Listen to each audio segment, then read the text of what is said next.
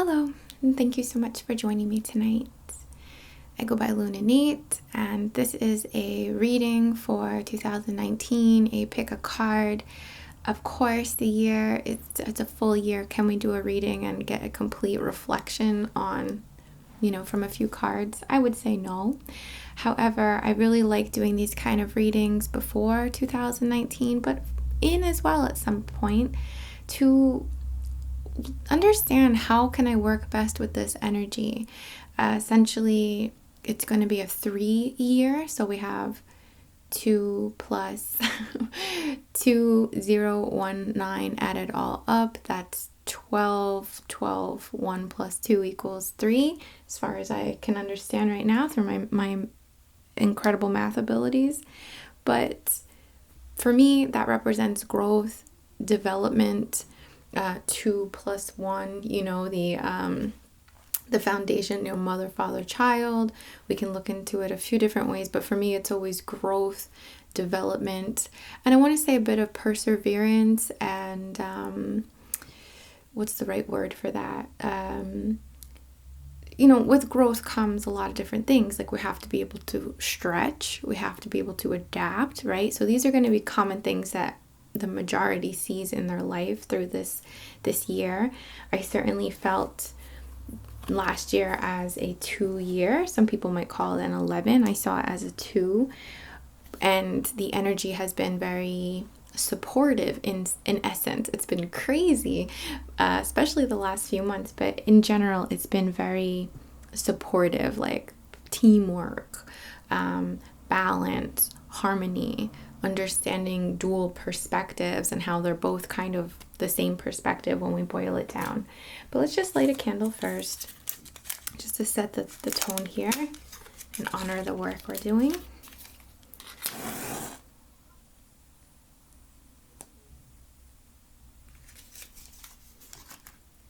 I have a bayberry incense match here.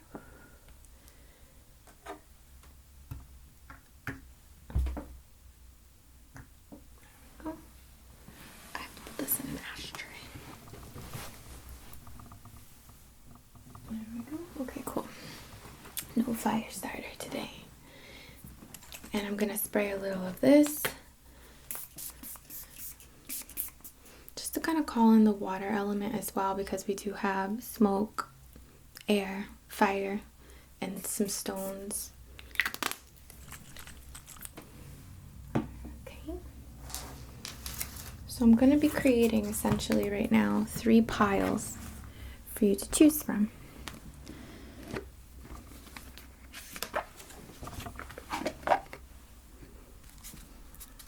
Shuffling the cards with the intention to provide insight, clarity, perspective to those of you who pick whichever card you choose.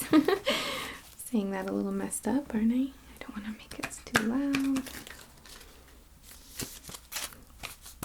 It's not really natural for me to shuffle like this, but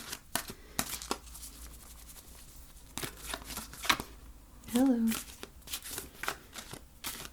Alright, what can we learn? What can we prepare ourselves with? All of these things, what can we work with?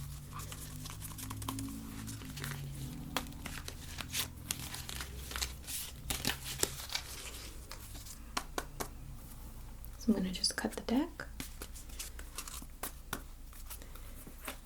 1, 2, 3.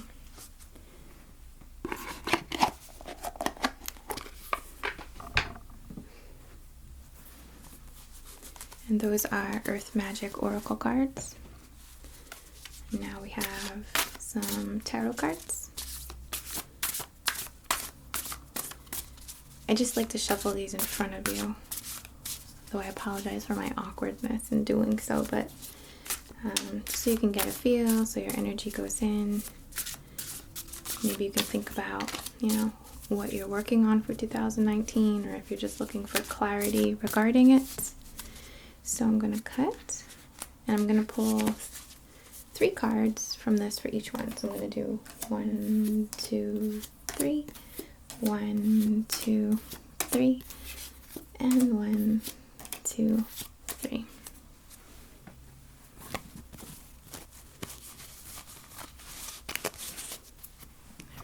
And then I have these beautiful goddess cards.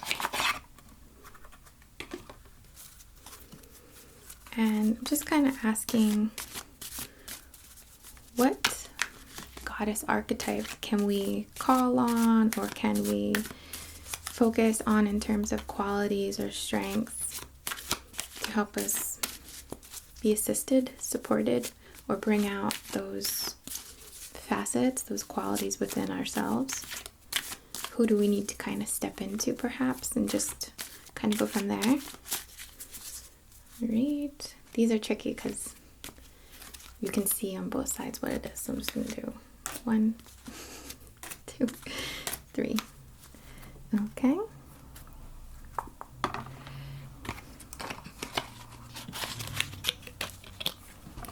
All right. I don't want to see, so I'm going to put the goddesses on the bottom. Okay. Now I have some coins. Some stones. Have rhodochrosite. No, I'm wrong. Rhodonite. All right, it's a black and pink stone. I'm going to put that on number 1, pile 1. I have a tiger's eye, polished tiger's eye on 2, and a blue aragonite for 3. And while I did not match up the stone properties to the cards in any way, I am going to share with you about the properties of them in case you're drawn to them, but you don't necessarily know why. All right, so we're going to start with pile 1. Just going to scoop these.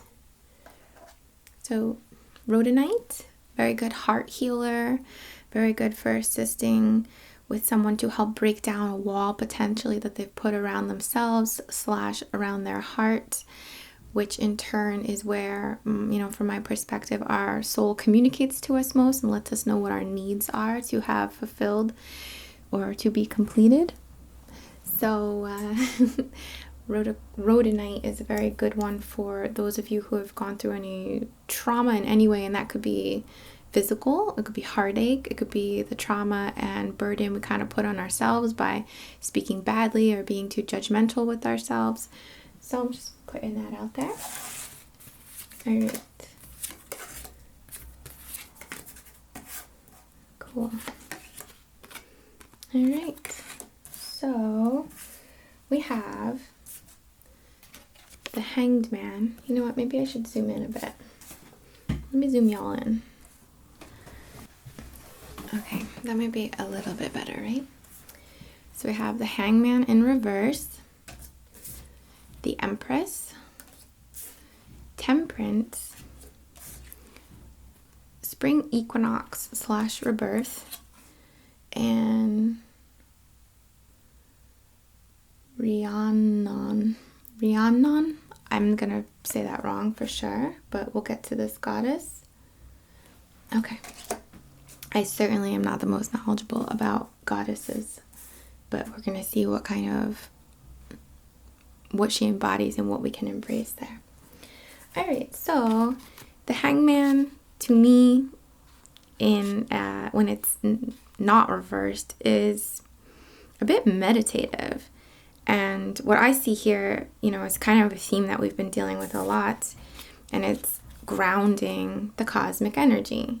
It's a need to kind of get our head out of the clouds, we could say, and really put some action into what we've been contemplating, what kind of insight has been coming through. Definitely getting I'm an intuitive reader. I don't go off. I'm not very, just to put that out there, it's more of an intuitive reading. But I see perhaps a lot of you are dealing with this kind of reclaiming of the self, working through, again, the kind of properties or benefits of rhodonite being assisting here, or being of assist here and support, are really going to be facing your trauma, facing the things that you're judging, acknowledging that you are connected and that you can still be connected even when you're having to come down, let's say, to 3D and, interact with the regular old human stuff that we got going on here, is certainly something that you're going to want to focus on and put some intention into, especially, for the beginning of the year here.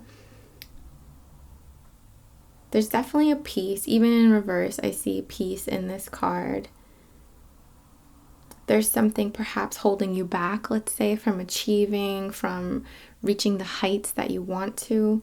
It's almost like you have a fear of the full transformation of yourself, potentially. And again, that kind of comes into the heart as well, and knowing your needs and what, again, you're here to fulfill in some capacity for your soul, for your personal soul experience.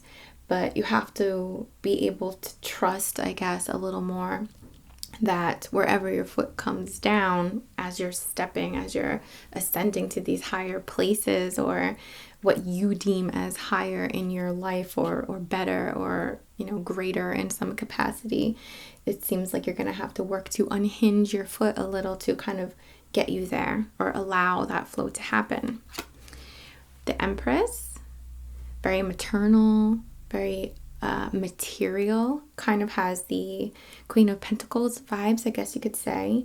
And this is the confirmation that once you let go and once you free your foot and you're able to trust in your own abilities and trust in the support that you have all around you, that you do have the potential to achieve a level of material success. I will call that.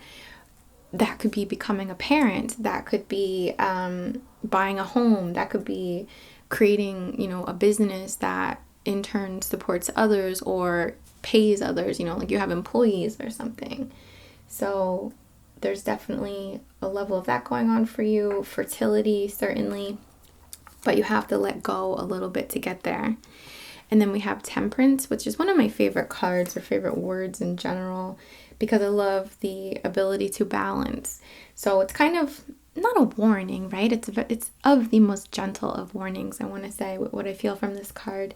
But it is knowing that you're going to have to keep balance. It's not like let's go willy-nilly, if I can put it that way, to all right, I trust everything, let's go, let's just go, and create a sense of free fall, or we still have to be mindful. We still have to be careful where we're putting our energy, where we're putting our trust in terms of logic versus intuitive insight, if I could put it that way.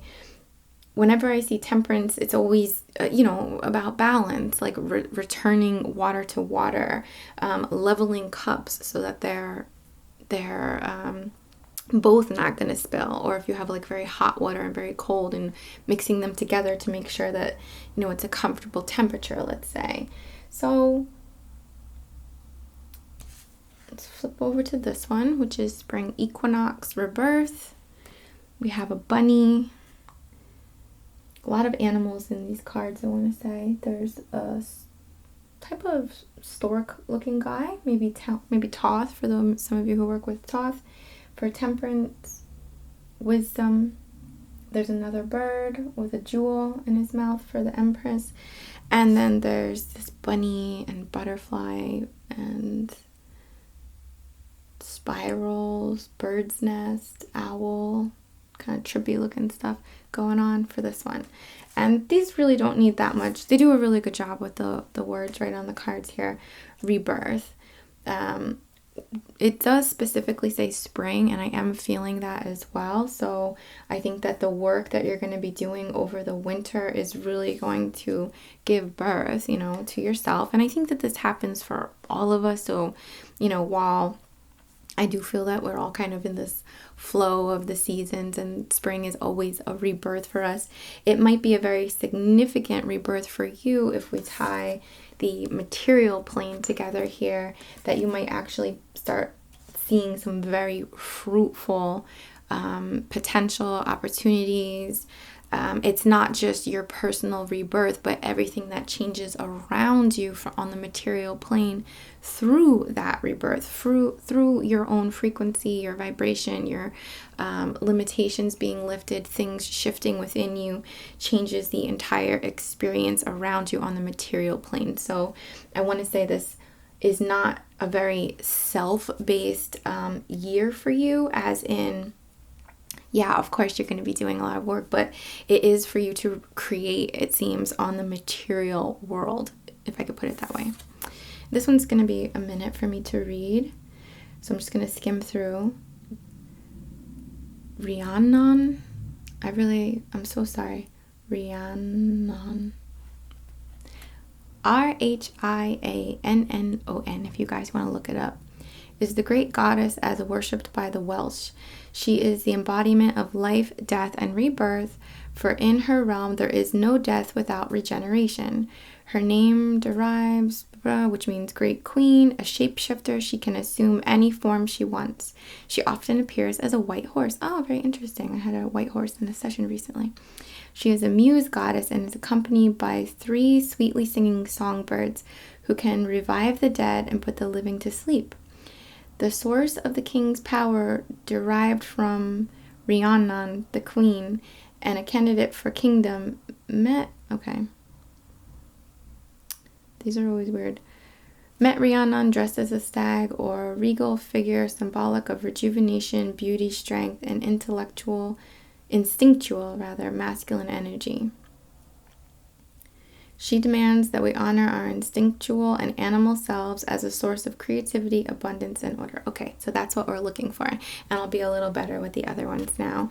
But I love that this is the embodiment or the balancing, temperance between masculine and feminine energies, as in getting the creative idea and concept and then expressing it, or acknowledging that, like, yes, this is the lifestyle I want to live. Yes, I'm okay with making money. In fact, I deserve to, and I'm willing to take the steps to get myself there, and do so from a place of trust in my ability that I have all of these traits within me. I can do anything. I can be intuitive, and I can be very action-based.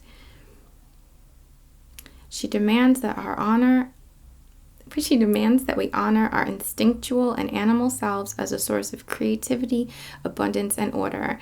And I absolutely love the concept and how much this has been coming up recently of connecting with our primal instincts as a medium to help balance and temper our head, like our very chatty, potentially very disruptive headspace. So it's essentially telling you, card 1, packet 1, reading 1, Mercury's still in retrograde, so I have total clearance to trip over my words, I know, right? The message here is to be okay with letting go. Mind how rooted you might feel to an attachment to which hold you back, I'm trying to say. Yes, obviously rooting, connecting to the earth is beautiful. That's not what I'm trying to say here. It's more about moving, transcending, floating, and making sure that you're not tethered necessarily to any one particular source or one particular, that could be streams of income or methods of how you conduct your business or whatever, being open to others as well, and being okay with, again, letting go of that tether so that you can float a little. There's a little more freedom to stretch out and find other things. And as you do, and as you practice that, you're going to see a lot of material abundance and nurture. You're going to be nurtured by this and supported, and in a sense, some might say rewarded. Be mindful of temperance. For those of you who want to work on something like this, I would suggest learning about the law of rhythm in Hermeticism, because there is a push and pull, we could say, to the energy of the material plane here. There's an ebb and flow, and too much of anything can be bad. So if you're if you've created this abundance for yourself, be mindful. Like, make sure that you donate, or be sure that you put money aside for your taxes and treat your friend to a dinner or something like that. Temper the material growth that you're seeing with giving back.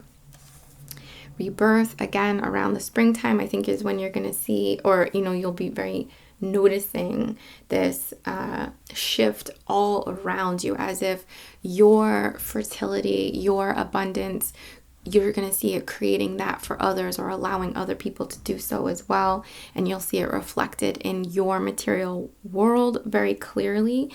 And the reminder from the goddess, the archetype, is to be instinctual, to know that when we connect with feeling more so than logic, or that's not true for everyone, but since you guys chose this one, that's what I'm going to say.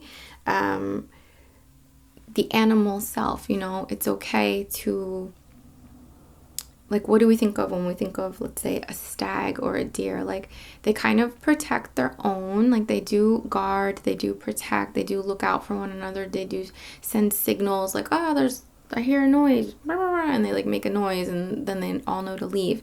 But at the same time, they're also very instinctual with leaving behind what they can't support, or what they can't provide, which I know is very sad for some to think about, but I'm just trying to like bring out the qualities of being aware that there's a lot that we can do for other people through very general ways, but there's also going to be things that we love that hold us back, and the most important thing is to listen to our instincts there.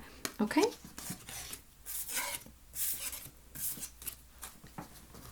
All right, Tiger's Eye.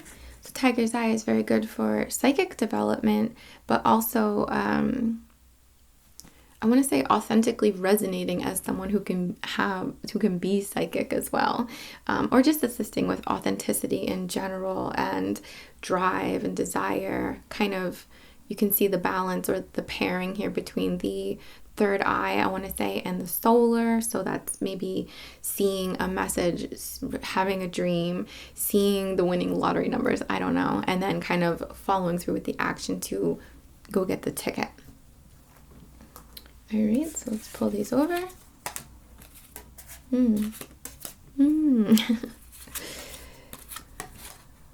right, and this is, oh, cool.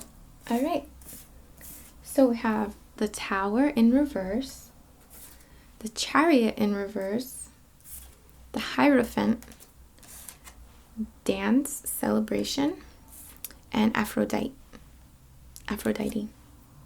Okay, so the Tower in reverse tells me that some of you may have really had the rug pulled out from under you, or had to push something away or give something up on your own. I hope that that's the way it was for you guys, because I know how hard it is when something gets pulled out from under us. But essentially there was a crumbling. It's happened by now, or at least it's happened by 2019, and you're going to be in a stage of rebuilding. All of those bricks are still good. Everything in the tower is, I want to say, reusable, or can be, even though it's been torn down, now it's in different tools. Now it's different. It can be used to create something different. You could look at this as your energy, where your energy was being directed, and whatever that source was crumbled, and now you have this abundance of energy to reestablish or redirect. So while it's never fun necessarily to have to go through that, it is a really beautiful clearing time that you've gone through. The Chariot in reverse. For me, this is about mastering duality, and the fact that it's in reverse tells me that either, it's after the Tower, so I'm going to change what I was about to say, but some of you might be struggling to see beyond duality here, and the duality is, that good and bad are of the same. Like, there is no, it's really tricky to say, because of course I can acknowledge that things are unjust, or things are painful, or things are not necessarily easy to comprehend here. Like, why do we have such polar extremes of wealth and lack, or why do we have people who can have like all of this food and then people are starving, or all of this stuff. So yes, like there is duality here. There is duality in the 3D realm, but there is also a way to master, again, all is mind, right? Master understanding duality and see from a bigger picture that might be much more expansive than your personal lifetime experience, like you in this life and how things might play out.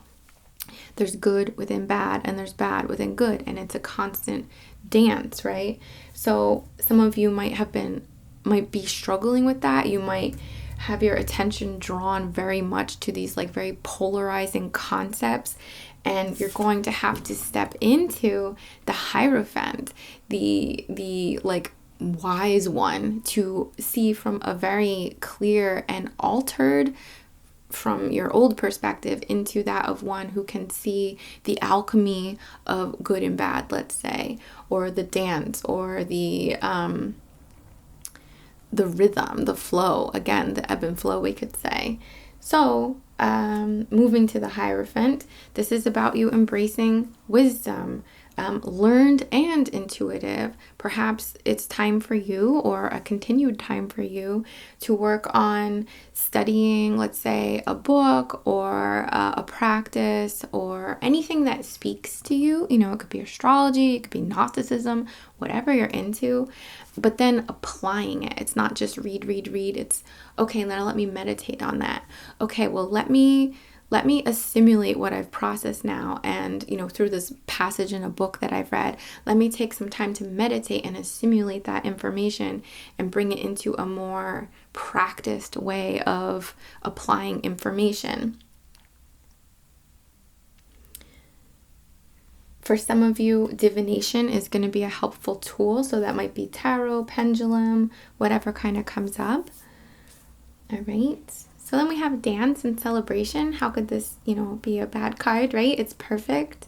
I want to say there's a lot of honor here. Like when you get to that point, every time you get to a point of just the awareness of like, oh my God, I'm feeding into duality on a spiritual level right now. I need to rework this so that I can be okay with it. I can use it to my advantage, and I can do good, and I can create temperance and balance in the world, let's say. But every time you even have the awareness, please celebrate yourself, like please give yourself credit. Don't worry about feeding into your ego too much. Like, you want to give credit to yourself for all these developments, and you're literally going from like either a perspective or a belief or a system that was very concrete to you that's been crumbled, has fallen, and you're looking at what's happened, and it's like, oh my God, this is bad, I want it to be good, or this has happened, but now it's like, again, very polarized, focusing too much on duality.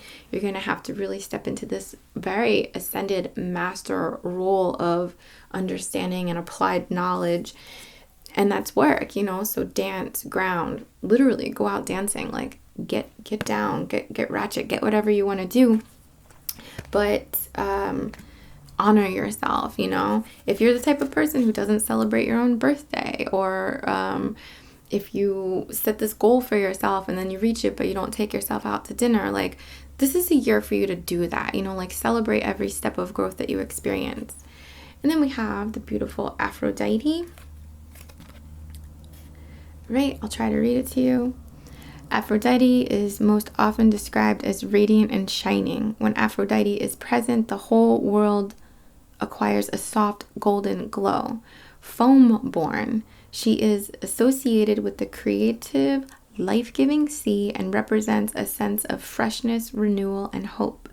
A descendant of the prehistoric warbird goddess of old Europe, she is often accompanied by birds. The goddess of both spiritual and passionate love, Aphrodite joins us to one another. She is feminine being in all her fullness, and her realm is that of friendship and feeling. So here's like the point, right? Aphrodite demands maturity if we are to be in true relationship. When we embrace mature love, Aphrodite is there to bless. Ooh, okay. All right, so this concept then is, mature love. I absolutely love that. mature love to me is selfless love, but it has boundaries. It's an ability to love someone and still let them go, or love them enough to know that you can't give them everything. So maybe they need a friend to go snowboarding with, or maybe they need, another friend in their life. Some of you, who chose this pile might be opening up to like more, I'm gonna bubble it here, but like polygamous or non-traditional forms of romantic relationships. And I say non-traditional because we have a system that's established now, but even back in time there was much more, I'm not the expert here, so I'm not trying to be, but more free love, more open love, I want to say. Tripods. People who are a union and have, let's say a family, but there's also like an extension of that family. Obviously, this is not for everyone who pulled this, but some of you might be opening up to that concept that you can have a freeness to your relationship without it being like,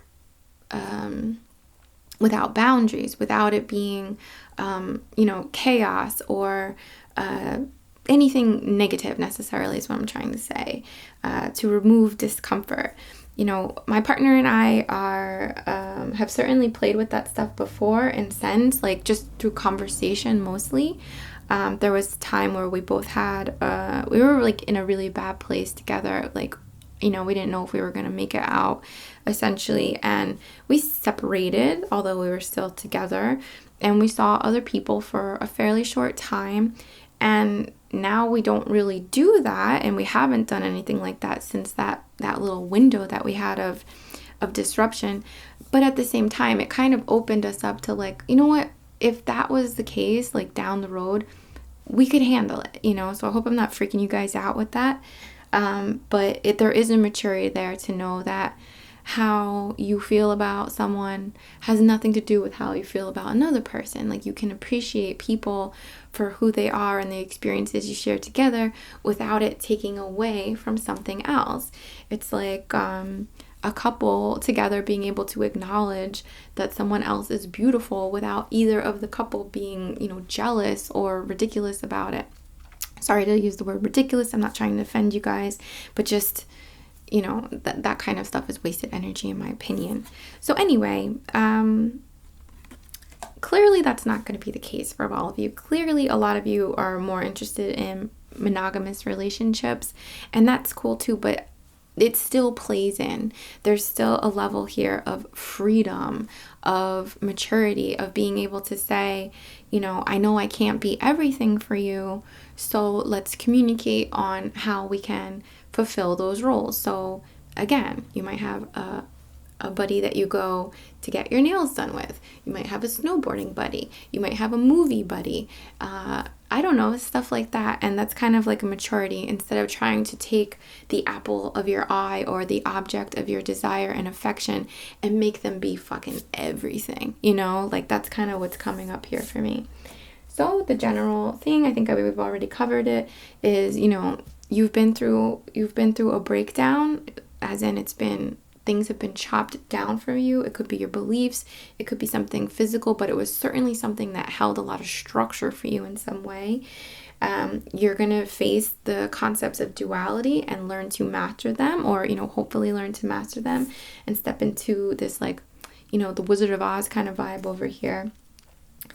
And then celebrate yourself, celebrate your advances, celebrate your everything. Like, every time you set time aside for yourself, like, celebrate yourself. And bring in a level of maturity to your relationships, a softness, a nurturing energy, compassion, and some type of openness. It doesn't have to be, extreme like what I shared, but something like that. To know that we can't be everything to everyone, and it's silly for us to think that we can, or force someone to be that way. I think a lot of stress in relationships comes from that. Do a time check. Girl, we flying. Okay, 1, 2, 3, and then this one, and then this one. Okay, cool. Oh, and the stone. So this was the blue aragonite. This is a stone that's very good for healer type, so you might be a sensitive person already, and if you are, aragonite is a good one for you to work with. It supports grace, I want to say, grace in being able to express our intuitive feelings, our ideas, to express things to our clients or the ones we're reading to, if that is in realm with you. But it can also just, for the average, whomever, it can just be very helpful for lending this grace, like this grace in how you can communicate and express yourself.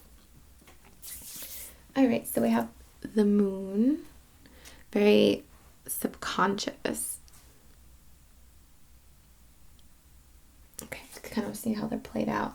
The moon is always a tricky one for me.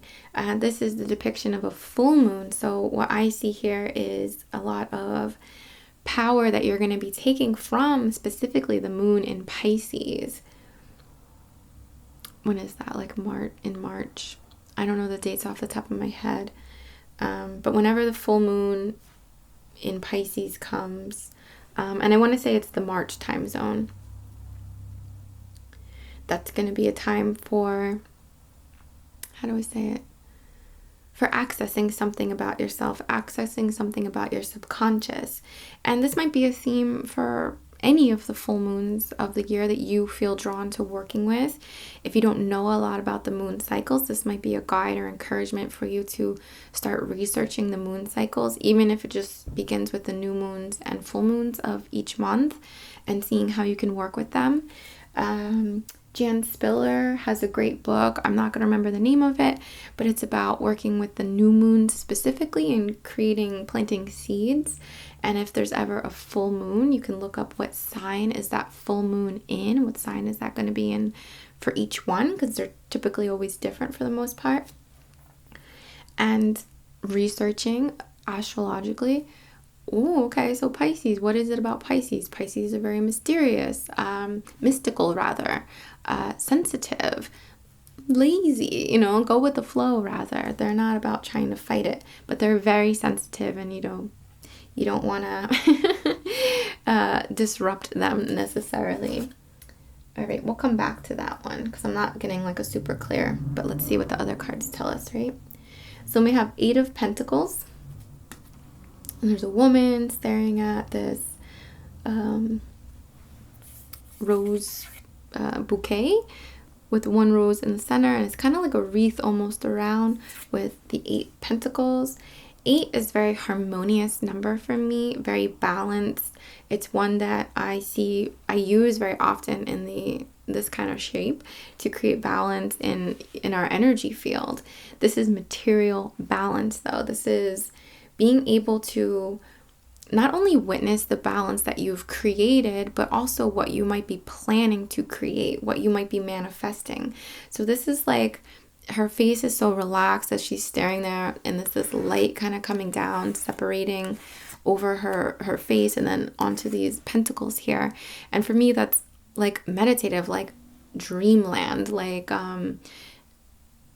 moving out of whatever you're experiencing at the moment and focusing on deliberately, like you're taking a vitamin, deliberately focusing on your material success / your material harmony / this kind of loop or self-feeding sort of material chain or pattern that you can kind of create for yourself, and being open to that. Okay, so maybe that's what you're going to be working to manifest during some of the full moons, excuse me. Then we have the Fool, which for me just encourages, to enjoy it. Enjoy these experiences of this year, to have fun. Remember that you are dangling on the edge of a cliff at all times. We all are, as in we all have the potential to slip from time to time. But I want to say that the moon here is kind of representing that we do all go through cycles and creating something. And for you guys, it's going to astrological based. Like, it's the encouragement here is to look to the skies to gain some insight on how you can best work with this or that type of energy. But by doing so, by working with that type of ritual or setting up those kind of practices for yourself, you're creating or enhancing the foundation that you have of like how you get back to where you want to be if we do slip at all. It's like the fool might stay out too late or stay up too late, being a bit carefree, and then Monday might come around and they have a lot of work to do and they have to kind of scoot back up off the cliff and, go sit at their computer and like do some stuff, right? So that's kind of like the vibe in general. The foundation. Your foundation is going to come from the subconscious. It's going to come from something that you're deliberately creating and connecting to. Again, it does seem to be astrology based, but it could be anything subconsciously based or mystic based, you could say. The insight is to hold the thought, to reflect on your financial, health, material, harmony, abundance, and bring it into your mind often. And the more you do, the easier that will manifest for you, as in you're doing a lot of work every time you do that. Again, it's like a vitamin or an exercise of some kind, and you're going to see it. Enjoy yourself, have a good time, be playful. There's a playful energy here. It's not going to be strict. Oh, the full moon. Oh, let me set up my thing exactly perfectly and whatever. Like, you can have pictures of whatever, Britney Spears or David Bowie or something more playful, or characters like Finn and Jake on your altar, and have this like more fun, creative, playful energy coming in, because you never want to take this stuff too seriously. Like, I love the moon, let's say, right? I freaking love the moon. We all know this. But I also know that the moon's vibration isn't particularly high all the time. So if I focus on the moon too much, I might slip into, it's where like lunacy comes from. I might be carried away by its ever-changing kind of patterns and moodiness and depths and whatever. So I choose to keep things funny or light, or play up my sense of humor, or work with the archetypes of Adventure Time, things like that. Like, that's totally cool to bring in, and it's gonna lighten it and make it softer for you. Forest is the card from Earth Magic. Breathe, or breath, I'm sorry.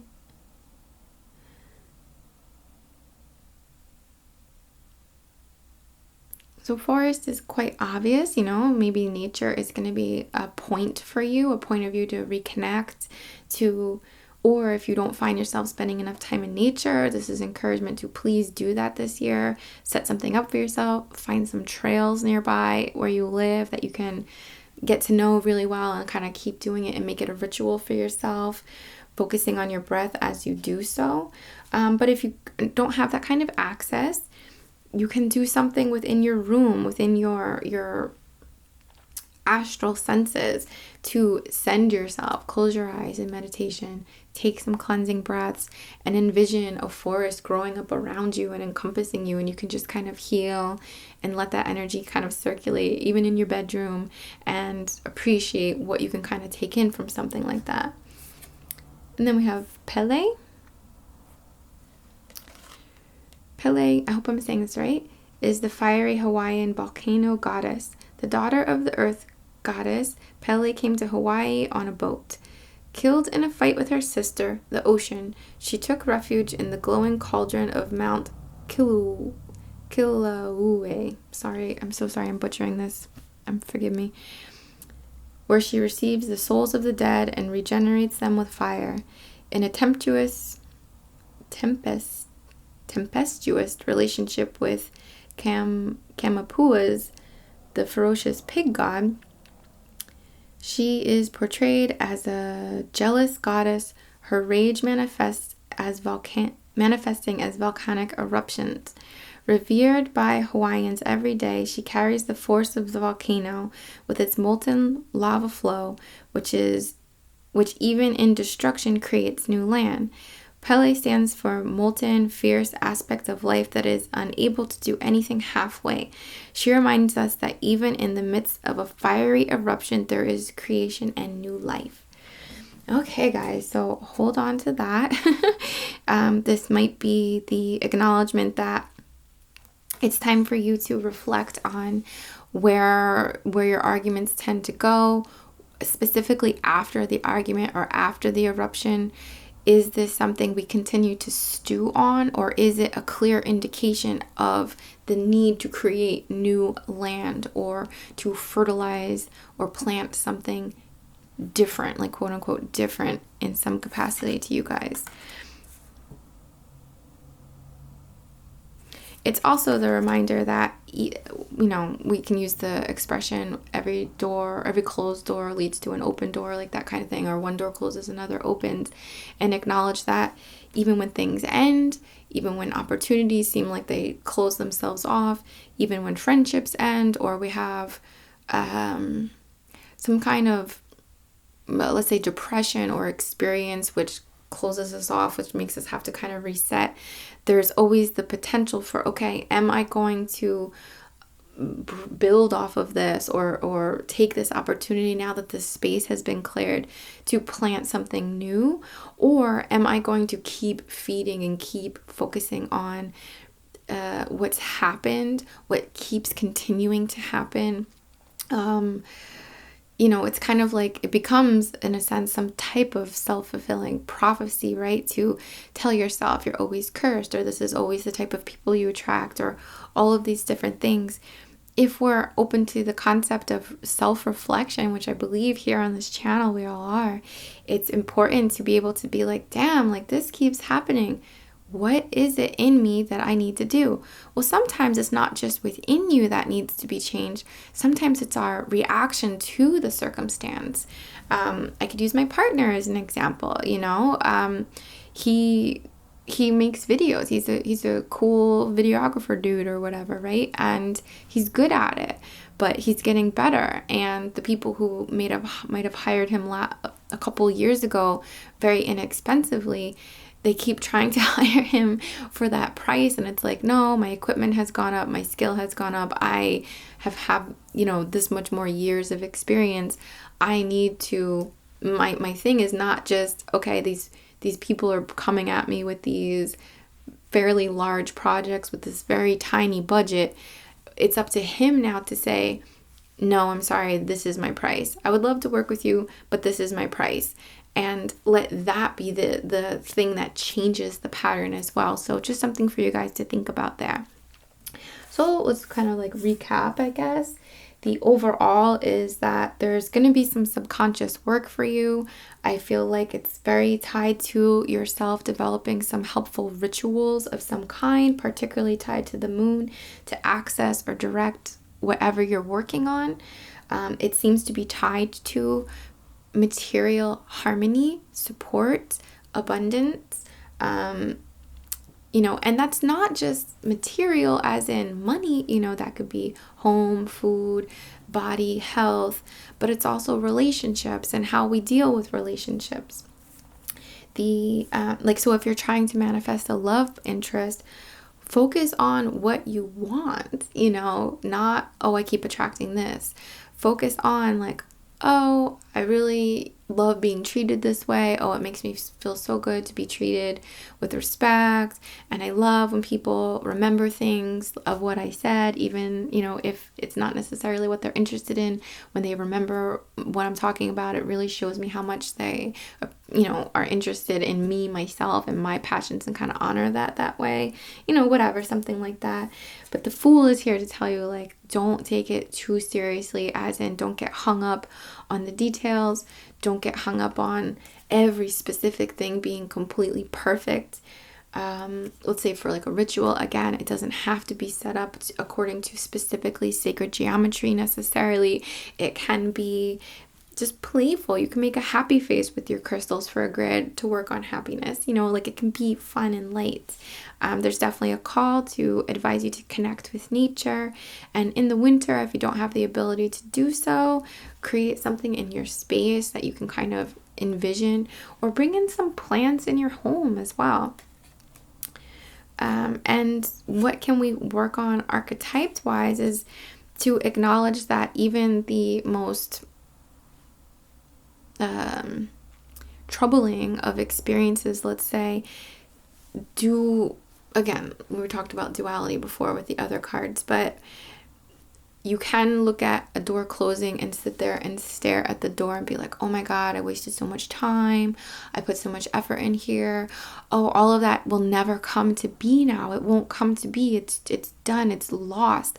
Like, you're not helping yourself by thinking like that. You can turn around and open another door and look at it as an opportunity to now take everything that you've learned and experienced from this past, whatever it was, and take that with you onto the next one, onto the next thing that you want to create. You can still have the outcome. It might be different, but you can still get the desire that you want, and most likely even more in line with what you want. As in, this door might have closed because it could not support you, or you might have had this, fight with your friend to bring stuff to the surface so that you guys can both reevaluate your friendship perhaps, but more importantly, hopefully, reestablish what both of you needs out of the dynamic of your relationship, and then go forward planting these new seeds together. So it's kind of what you need to keep in mind there. All right. So I hope you guys enjoy these.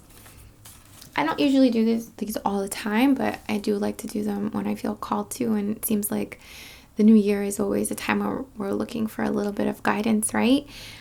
Just to put it out there, I am hosting a retreat. It's called Emergent. It's going to be a very, how do I put it, powerful rebirthing, a lot of healing. We're going to be incorporating both cosmic Reiki type work with shamanic practices as well in beautiful Costa Rica. So I'm super excited to see some of you guys there if you're open to it. I know not everybody can take a trip, so believe me, I get it. 2 years ago, I couldn't take a trip either. But, I just have to keep putting that out there. Thank you guys so much for supporting me on Patreon or Tingles, or have become clients or supported the channel in any way. I'm so grateful. And I know that there are many others out there who are also very grateful, because you're helping me to create these videos for everyone, in a public format that everyone has access to. I really love creating the Reiki videos because I know I would have loved to stumble across that, and that's really where it came from. That was like just the need to express this kind of energy somewhere for someone to pick up if they wanted it, if they stumbled across it. So thank you. You helped me to be able to do that, because it helps, it helps with all the space and all the equipment I need and everything. So just thank you so much. I can't tell you how much it means to me. It's been a beautiful year. I know it's not over yet, but it's been a great experience, and I'm just very honored and excited to share with you more things that I'm working on and just all of that. So I'll shut up now. Thank you from the bottom of my heart, as always. Namaste.